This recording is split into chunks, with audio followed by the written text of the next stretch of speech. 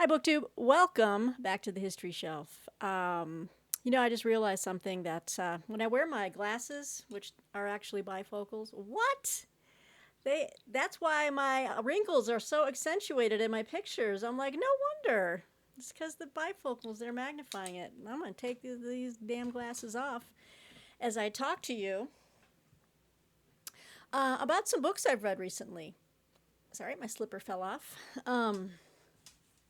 Books I've read in the last couple of months, but it is not a definitive list. Read a lot of galleys on my Kindle here, and I wish more of them had the actual cover art within. I can't really see, but I have things on here listed that I pull up that I'm reading. I read books for review for different publications, as you know. Sometimes I get the print galley, and I'm going to go through those just because it's easier to show you. If I have time towards the end, I'll show you, or I'll talk to you about some I've read on eGalley and what their names are in case you're interested. Some of these books are already out. Some of them are coming soon. How about if I start with, God, this is just a small portion. Couple of books I'm reading right now, but I have 3 more in the bedroom. Boy, I got a lot going on. I think I shared a couple of pictures of these on my Instagram account last night for my bedtime reading. I just finished reading, actually, and it's in the other room. New book coming out in September 20th, I believe. Nothing But the Night, and it's about the Leopold and Loeb murder and the case, and just the whole history of Leopold and Loeb. That was quite good, and made some new interpretations on that. Then a book I am reading right now for review. My review is due next week. But this is Bravo Company, an Afghanistan deployment and its aftermath by Ben Kessling. This is put out by Abrams Book. It'll be coming out in November. But just another kind of a compilation. It's by journalist and former combat. Oh, was he in the Marines, I think?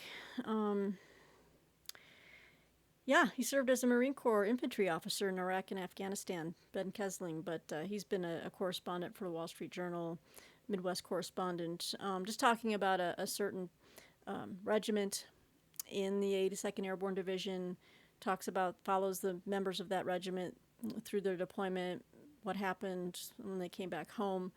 So just kind of in the beginning stages of this, and I need to crank on that. Very excited. I'm gonna have to. This one is also due next week, so I'm gonna have to crank it up. Very excited. As you know, I love Orlando Figes, but not enough to figure out how to pronounce his last name. Apparently, Figes, Orlando. I just call him Orlando. He's written a ton of different books. He's got Natasha's Dance. His most recent book, I think, was The Europeans or something. No, I don't remember. But this is the story of Russia. This is coming out. This is with Metropolitan Books. When is this? This is coming out next month. So if you are a big fan of Orlando Figes, I was right. It is The Europeans. That was his last book, 3 Lives in the Making of a Cosmopolitan Culture. I remember reading him back in the day when his first book was A People's Tragedy, The Russian Revolution. That was fantastic. He's written a book on the Crimean War, revolutionary Russia. So this must be. I think this one kind of encapsulates some of the most recent stuff. Something about we need to understand Russia's past, to understand its present, especially with what's going on with Putin and Ukraine. So this is coming out soon, very soon, and I'm enjoying it thus far, but I need to make some headway this weekend. Fiction-wise, another thing I'm going to start to read. I have 3 books that I'm reviewing for Historical Novel Society that are due next month, middle of next month. And so I've got 3 works of historical fiction. The other 2 are in the other room, so I can't show you those right now. But this is an advanced reader's copy. I think this might already be out. No, September. From Melville House. I'll be reading Steve Stern's The Village Idiot. And this is about the artist Soutine, who I've heard about in reference to the Paris art scene in the early 20th century. I'll give you just a rundown here. So Stern's astonishing new novel tells the story of Soutine's wickedly funny and wickedly sad life, from being beaten near to death in the shtetl to his escape to glamorous Paris, from his unlikely friendship with Amedeo Modigliani, who drags him from brothels to midnight felonies, to a duel at dawn, through his romances with remarkable women who are undeterred by his state of utter squalor, from his miraculous rescue from poverty by a wealthy American collector, and on through the Depression, until the unkempt and ever-distracted Soutine finds himself trying to figure out how to paint while hiding from the Nazis. So this should be pretty cool. I'm looking forward to that. We'll probably run into some other characters in this book, like Cocteau, Renoir, Picasso. And Soutine, his first name was Chaim. That's Chaim. I'm pretty sure it's Chaim Soutine. So these are just 3 books that I am currently working through, in addition to a buddy read with Bill Rutenberg for Max Hastings' 1914 Catastrophe, and a buddy read with Patrice Jones. We're doing Moby Dick, halfway through that novel. And it's pretty good. My hair's going flat. Don't know why. All right, guys. Well, this is, again, an informal video. Just want to check in, give you some thoughts on some books that I have read recently. I'm really excited to share that there's 2 books I highly, highly recommend you grab. This book is already out. Of course, the edition I have is an advanced reader's edition. This is a collection of short stories that rocked my world.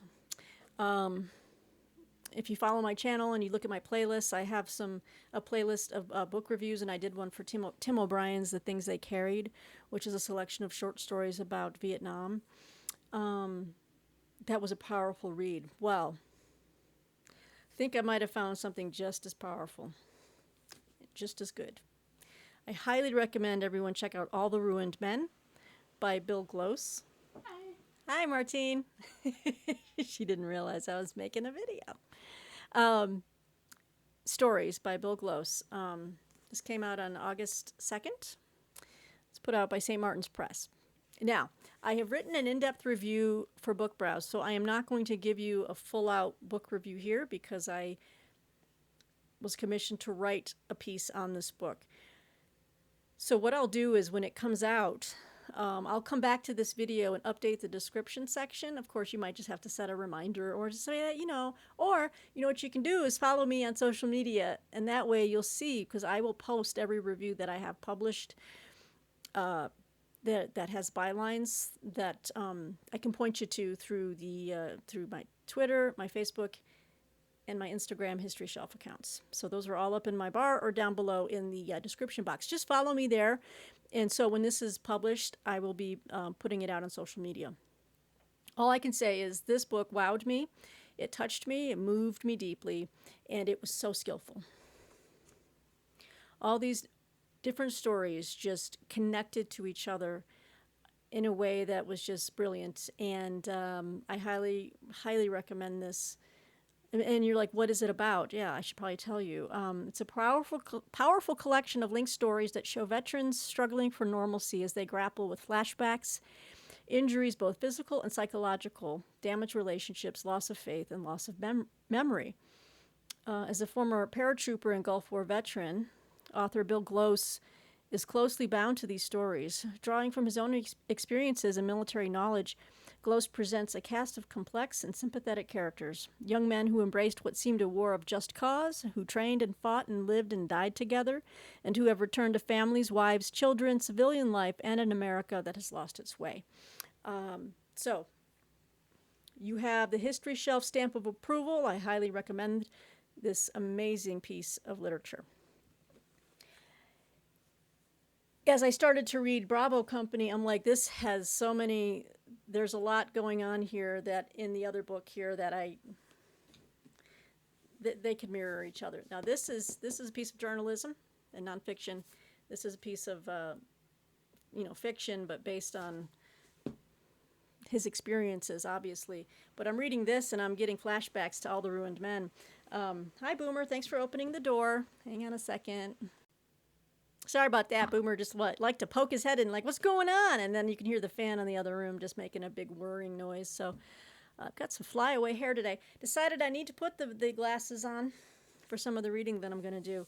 Another book that I'm writing an in-depth review on, and that will be coming out soon, so follow me on the social, is The Half-Life of Valerie K. by Natasha Pulley. I have never read Natasha Pulley. I looked into her after reading this book, and because I loved her writing style. She pulled in a lot of different things in this book that, like history and Russian and Soviet Union history, and you know how I eat that stuff up, right? And this was right up my alley. So when I had a chance to review it, I jumped on it. I said I would love to be assigned this book. And I don't regret it at all. This was such an amazing book. I have to say, being a history and a nonfiction reader, there's only a finite amount of fiction that I will keep. I love keeping my history. It is hard for me to part with history books. It is hard for me to read something and be like, okay, I'm going to give it away. I just can't do it. I feel like it's part of my library. It's part of my collection. It's part of my reference work. So that's why I have so many books, is because the majority of what I read is history and nonfiction. However, there are some fiction books and fiction novels, whatever, short stories in this case, I'll always hang on to this. This was fantastic. That I'm going to keep, especially with contemporary fiction. I really don't care for a lot of contemporary fiction, to be honest with you, but this was beautiful. This was artwork. This was thrilling yet touching. Again, I'm not trying to give away because I've written an in-depth review, but so you're like, well, what is this book about? I'll tell you. In 1963, in a Siberian prison, former nuclear specialist Valery Kolkanov has mastered what it takes to survive: the right connections to the guards for access to food and cigarettes, the right pair of boots to stay warm, and the right attitude toward the small pleasures of life so he won't go insane. But one day all that changes. Valery's university mentor steps in and sweeps him from the frozen camp to a mysterious unnamed city. It houses a set of nuclear reactors, and surrounding it is a forest so damaged it looks like the trees have rusted from within. In City 40, Valery is Dr. Kolkanov once more, and he's expected to serve out his prison term studying the effect of radiation on local animals.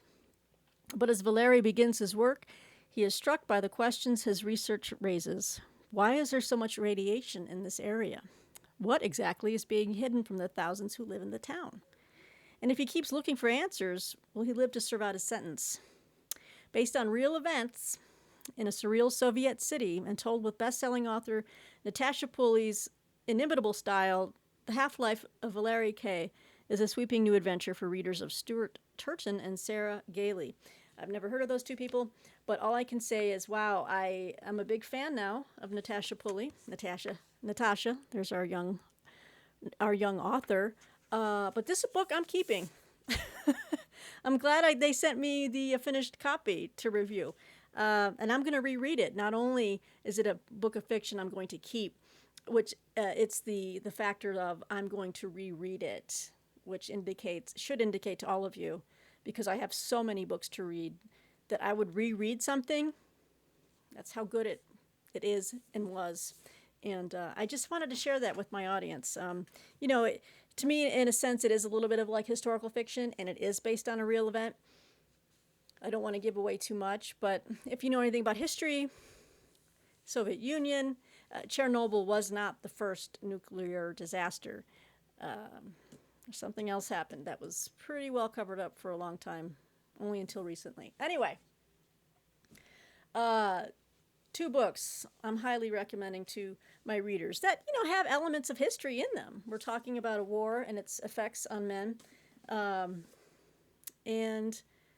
you know, nuclear, you know, calamities slash science. I mean, it's got everything in that book. It's got some history, it's got some science, and it's like a thriller and like a mystery. Just fantastic. Check out my review when it comes, probably in the next week or two from Book Browse. So I had two big reviews for Book Browse, and I'm really excited. It's a wonderful place to explore not only books but my writing. I have a longer word count. I mean, I can really dig in to the books I read with Book Browse. So, what else have I read? So now we're going to move over to, and you know what I'm going to do? Yes, for the reviews that have already been published and that I can link, I'm going to link them now below. So a few of these books have already been, my reviews have already gone out. So if you want to read my review, and these are for shorter reviews, like 250 words, they'll be linked below. So we've got some, what do we have here? I guess like, this would be like a thriller, but it had an interesting commentary, kind of a scary commentary. But I recently read The Recruit by Alan Drew. This one's out now. Obviously, it came out in June.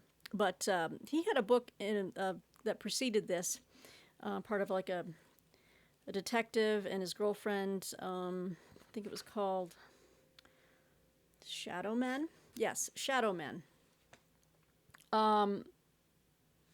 This was great. I don't have the blurb in front of me, but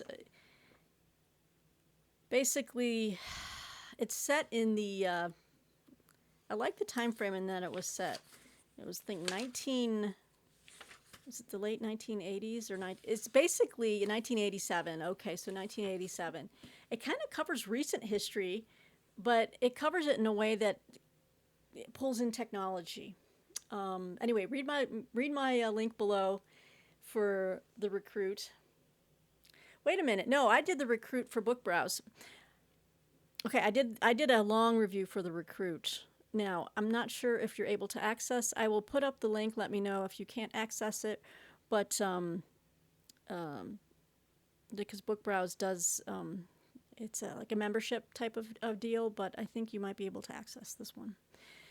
Or at least you can read an abbreviated version of the long review. But this was a good thriller. Kind of tied in the early days of the internet, you know? Back when the day when it was so brand new. Can you guys even remember that time? That people were like, what? What is going on? How does this work? And they called it the internets and stuff like that. And it also ties in burgeoning like white supremacy movements, and it's just crazy stuff going on, but a really good read. I zipped through this. I really enjoyed it. So I would recommend that if you're into something like a thriller that kind of has, you know, a little bit of history as far as it backdates about, 30 years, 40 years or so, 40 years. And kind of makes you look at technology with a little bit of nostalgia. And then for shelf awareness, I think most of these others are for shelf awareness, and one of them's for Historical Novel Society. And again, I just grabbed what was nearest to hand. I've read a bunch more, but I wanted to show you some of the things I've read, and just, you know, to see if anything's of interest to you. Now, this is historical fiction, World War II. I've talked about it before. This is P.T. Deutermann, The Last Paladin. This is out now. Yeah, this came out on July 19th. It's put out by St. Martin's Press. I've linked to my review below. I think we gave it a starred review on shelf awareness. P.T. Deutermann is the real deal. I think I've talked about this in my last book haul, because I hauled one of his other books because I wanted it. I just enjoy him personally, whether I'm being assigned to work. Most times I get to choose what I want to review, and I chose this one because I read his Trial by Fire and loved it. The book I bought recently is called The Nugget, and it's about the dive bombers, I think at Midway, but also throughout the war, and just the roles that the dive bomber pilots played. It's fascinating. And this one takes you into the world of like a destroyer and a submarine hunter, based on a true story of a destroyer, a destroyer escort who was able to sink 6 Japanese subs in as many days, I think. I mean, I think that was it. It was crazy. I mean, he sent like this guy who did it like set a record. Of course, the characters are fictionalized, but P.T. Deutermann's very authentic. So when you're reading, and I'll say it again from my last video, it doesn't hurt to be a little acquainted with military jargon.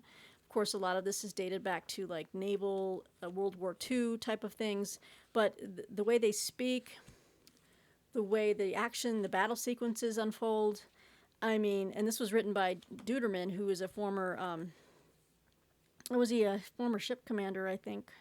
Well, he was a former commander, so he knows the ins and outs. He knows the ships, he knows the innards, and he knows how these things work. So it's very authentic. Even if half the time you're like, what is a... you might need a military to English dictionary, but I don't know. To me, it gives it a real ass feel. Like you're right there, and this is how they fought this war. Highly technical, but very cool. So, The Last Paladin, really enjoyed that. This was a little while ago. I thought I'd just pull this out. I reviewed this, a few months ago for Historical Novel Society. This was a very different type of book, but historical fiction. Kind of different. This is The Maiden of All Our Desires by Peter Manso. So, what can I tell you about this book? Well, I'm going to read you the description. 14th century Europe, the Black Death has killed half the known world, and in an isolated convent, a small group of nuns spend their days in work, austerity, and devotion chanting the Liturgy of the Hours, but their community is threatened. Rumors of heresy and a scandalous book of Ursula, based on the teachings of the charismatic former abbess and founder of the order, have prompted the male church hierarchy to launch an investigation. The priest assigned to minister to the nuns, Father Francis, who was racked by guilt for an unspeakable crime committed during the lawless plague years, was no friend of Ursula and can't be counted on to defend the order. Disrespect and rebellion infect some novices, and the youngest among them pines for the bishop's chief inquisitor. And Mother John, the convent's aging spiritual leader, fears she's losing her mind after experiencing a vision that brings back her own rebellious past. So Manso explores the territory between faith and freedom and how the horrific events of history shape individual lives. I liked it a lot. I think you can't access my historical novel reviews because you have to be a member. But I enjoyed it in that it took you back to 13th century. I think it was in Germany or Bavaria at that time, maybe. During a time of plague. And some of the scenes where the plague was being talked about and the victims of it was very visceral and, dare I say, gross, but accurate. I mean, it was a horrific way to die. And then just the elements of spirituality and visions, guilt, remorse, redemption, and a neat little twist at the end. I thought it was a nice, compact, tight little novel. So if you're interested in that time period, and, kind of like reading about, religious life among the orders and stuff like that, I think you'd like The Maiden of All Our Desires. Again, this one is like one I've read a while ago now. I'd say a few months at least. But again, I was just grabbing some books. I'm like, you know what? I've read these. Let's talk about them. All right, now moving back to present day. This book I've reviewed, and I'll link the review below. It's for Shelf Awareness. Please read that review. It's a very brief review, 250 words, baby. Boy, was it good. And it gave me more reading material between the bibliography, and just the story itself made me want to read more about South Africa. So this is The Inheritors by Eve Fairbanks, an intimate portrait of South Africa's racial reckoning. I can't recommend this highly enough. It's a wonderful work of journalism slash history slash like contemporary like cultural study in a sense, but it's through the eyes of three people that Eve Fairbanks got to know over the course of I think they said this was like a decade. I think it's even more than that. I think it was like 12 years in the making to write this book, but she followed three people over the course of that time. One of them was a anti-apartheid activist, her daughter, and then a white man who, in the early days of apartheid, well, before apartheid ended, he had to do a stint as one of the enforcers of apartheid. And you see how their views evolved, changed, and in some cases went right back to the beginning. So, I mean, it's just powerful stuff, yeah. The people's names were, we got Depuo. She was the anti-apartheid activist, and her daughter Maleka, and then Christo, who is the white South Afrikaner, who did a stint in the military and then felt regret about it. But then over time you see how things changed politically within South Africa. Just check out my review; it'll give you a good overview and just my recommendations on it. But this was riveting reading, beautifully written. I immediately went out and bought a book about the history of South Africa. I'm still very interested in wanting to learn more. Wonderful bibliography in the back, but I highly recommend The Inheritors. Okay, let's see. Oh, is this out yet? I don't even know if it is. I've got one more work to show you here, and I don't know what to say about it. let me check real quick. All right, I'm just gonna check something real quick. Okay, thank you. I just had to check to see if this book has come out yet, and it's coming out next Monday. No, next Tuesday. It might be some type of life goal that I didn't realize I had. I kind of came to book reviewing a little later in life, but I love what I do. And the fact that a writer that I kind of, in my late teens, early 20s, really was into, but then fell away from. But I read almost everything I could get my hands on of her. But she's so prolific. I haven't read everything of hers because she just can't stop writing. And if any of you know who I'm talking about, who's the most prolific contemporary female writer out there? It's got to be hands down Joyce Carol Oates, right? Well, she's got a new book coming out next Tuesday. It's called Babysitter. And when I had the opportunity to nab this, to say I want to review this, I'd be like, I'm reviewing my previous mentor's newest book. I mean, I feel like there's like some type of life achievement. So it was kind of humbling. And I read this with an open mind, and so my review is not out yet, so I can't link to it. What drew me to this, the book is set in, I'll read you the description, okay? So this is coming out. It's a very intriguing cover. Now, I don't know if this is going to be the final cover. This is a galley and an advanced reader copy. I know Martine hated it. She's like, that is a horrible cover. I was like, well, I mean, it basically screams ripped from the headlines, right? It's ripped from the headlines. I have to say I was intrigued because it's Joyce Carol Oates, and she sets it in my hometown of Detroit. And Joyce Carol Oates, and I've read her autobiography, her history.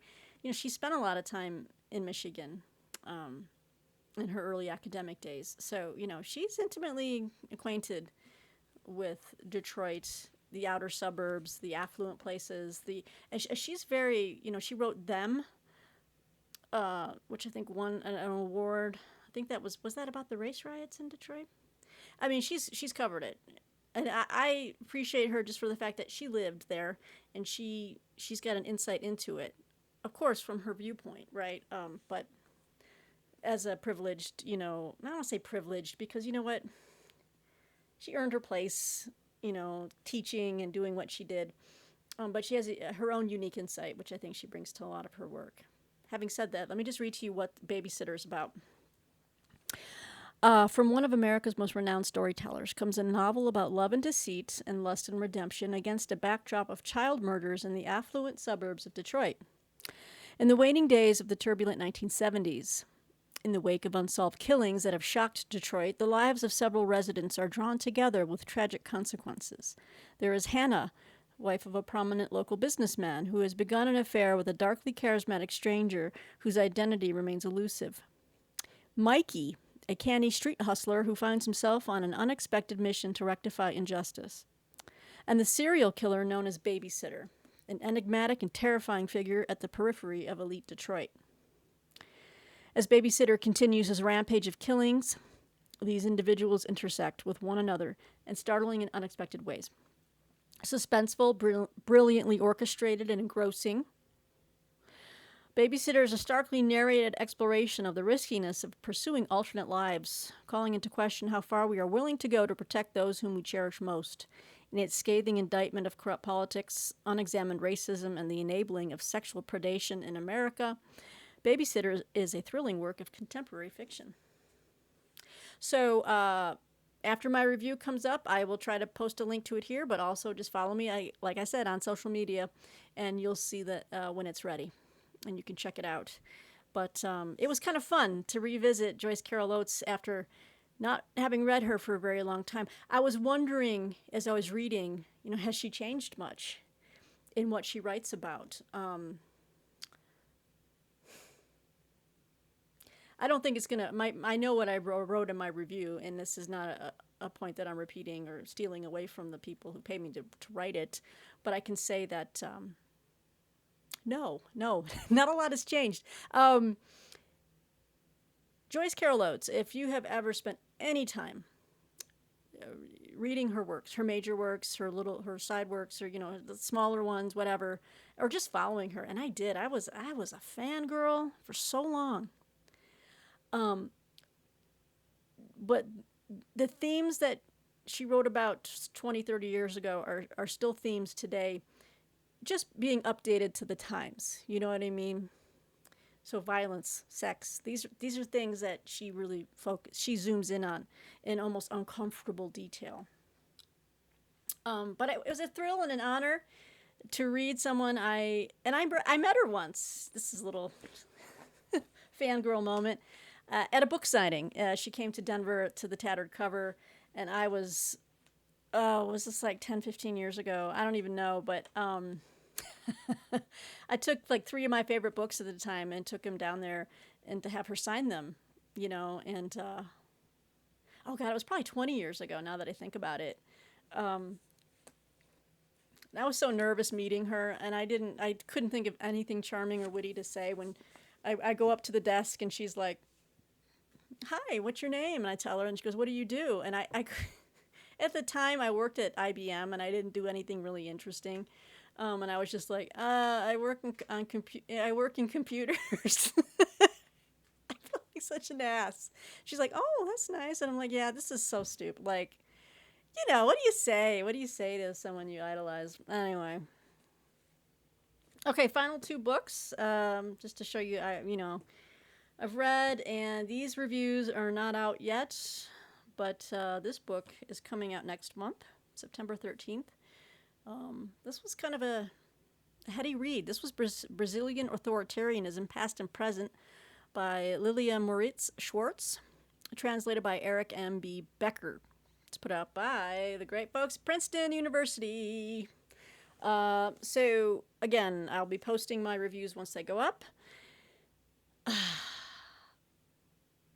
So this one was interesting in that it kind of recounts, it was written in 2018 after Bolsonaro was elected the president. And the author was very concerned about how authoritarianism is just, it's, if you don't know a lot about Brazilian history, and I knew a fleeting amount when I started this, but it's always kind of been authoritarian. And then there was that break when they achieved independence, right? Because it was a Portuguese colony for so long. And then in 1998, or 1988. They wrote their constitution. And so, democracy is still very much a new thing in Brazil.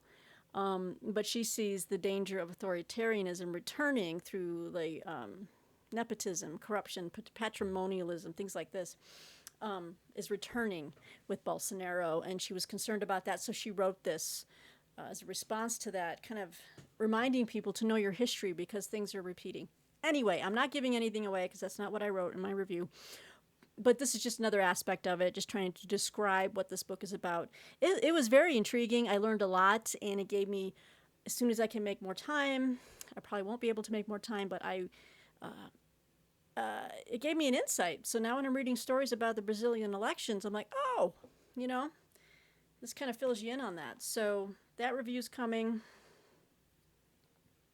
And then I just finished this book, and I have to say, I enjoyed it. Even though it's like, I don't know enough about it. The thing is I'm getting more books on this topic because I want to know more about it.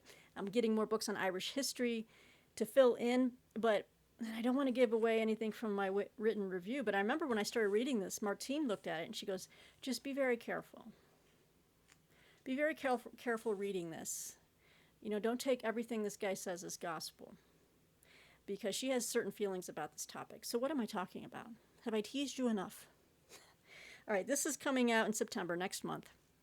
This is John Crawley's The Yank, the true story of a former U.S. Marine in the Irish Republican Army. This is also by Melville House. Wrote the review. Very well written. It doesn't look like it was ghost written at all. I mean, so Crawley was able to he writes very well, gets right into it. Basically, let me just read to you what it's about here. 1975, a young Irish-American man joins an elite U.S. Marine unit to get the most intensive military training possible, then joins the Irish Republican Army during the days of some of the bloodiest fighting ever in the Irish-British conflict. The Irish troubles were at a murderous fever pitch when John Crawley volunteered for the IRA. Bloody Friday, Bloody Sunday, the bombing of the British Houses of Parliament, and other deadly incidents were unfolding. Civilian casualties were common, and the death toll was rising. The IRA was split over how to react, torn between the old line IRA and the new provisional IRA, or Provos, mostly impassioned young men who were not hesitant to resort to violence. In a powerful, brutally honest, no-holds-barred recounting of his experience, John Crawley details first the grueling challenges of his Marine Corps training, then how he put his hard-earned skills to use in Ireland in the service of the Provos. It is a story that will see him running guns with notorious American mobster and secret IRA fundraiser Whitey Bulger, running under cover of night from safe house to safe house in the Irish countryside, one step ahead of British troops, being captured in prison and being part of a mass escape attempt, fending off recruitment from the CIA, and being one of the masterminds behind a campaign to take out London's electrical system. Along the way, Crawley is blisteringly candid about the memorable people he worked with, including behind-the-scenes portrayals of revered IRA leader Martin McGuinness and of the psychopathic Bulger, as well as others in the Boston IRA support network. There are vivid portraits of colleagues and enemies, and Crawley is unflinching in his commentary on IRA leadership and their tactics, both military and political. I can attest that is very true. It is blistering. Through it all comes the steadfast voice of a man on a mission, providing an evocative, detailed, and passionate recounting of where that mission led him and why, as well as why, to this day, he remains ready to serve. So it's troublesome in different ways because,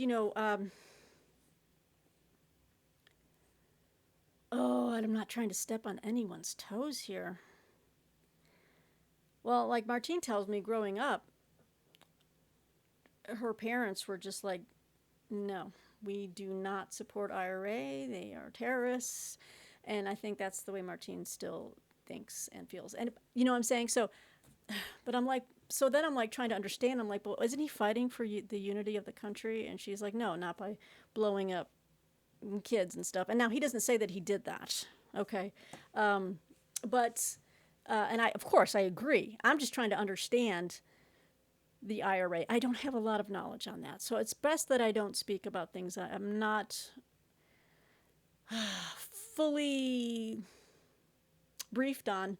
As far as the Irish Republican Army, there's a book I want to get on its history.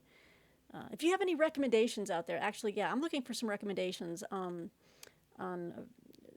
verifiable, good sources, trustworthy, not overly partisan either way, but just an objective history of the IRA. But yeah, this story was really interesting. I had no idea. And this is coming out next month, and I'm wondering how the mainstream book reviewing media is going to cover this. But we have some pictures and stuff like that. So it's definitely a page turner. There were parts of it I was like, I'm feeling very uncomfortable reading this because I don't know. You're kind of a bad guy. You know what I'm saying? You kind of are. But read my review when it comes out. So this is The Yank from Melville House. This is coming out next month. So there you have it. I thought it'd be a shorter video, but I had a lot of books to kind of run through, kind of show you that I've read, things that I'm currently reading, but that's not everything I'm reading right now. There's even a few more, but it's a long video, so I'll try to round up a few more, and most of them would be on ebooks, but I'll try to show you some others that I've read. Again, if you're interested in my written reviews, follow me on social. I will be putting them up. In fact, oh yeah, I just put up something today about a historical novel I just reviewed for Book Trib called Siciliana by Carlo Treviso. Very fascinating type of swashbuckling novel set during the what they call the War of the Vespers that happened in Sicily in, I believe, what century was it? 13th century? Might have been 14th century. Anyway, I just posted that on Instagram, my Facebook history book, my Facebook history shelf page, as well as on Twitter. And my hashtag is BPEGGed. Because the history shelf was taken. Oh, darn it. So I just had to come up with a name, and I don't know. So just check out my Twitter handle below in the description box. You'll see all my social media handles. Let me know what you think. If anything was of interest to you, be happy to hear. If you have any good recommendations on Irish history, Irish Republican Army history, or how that all came about, I'm looking for good suggestions because I'm doing some searches, but I'm not finding things that I think are credible, if you know what I'm saying. So please let me know in the comments below. And until next time, BookTube, I'll be back real soon with more books, as always. And as ever, your host, Peg. Take care. Bye.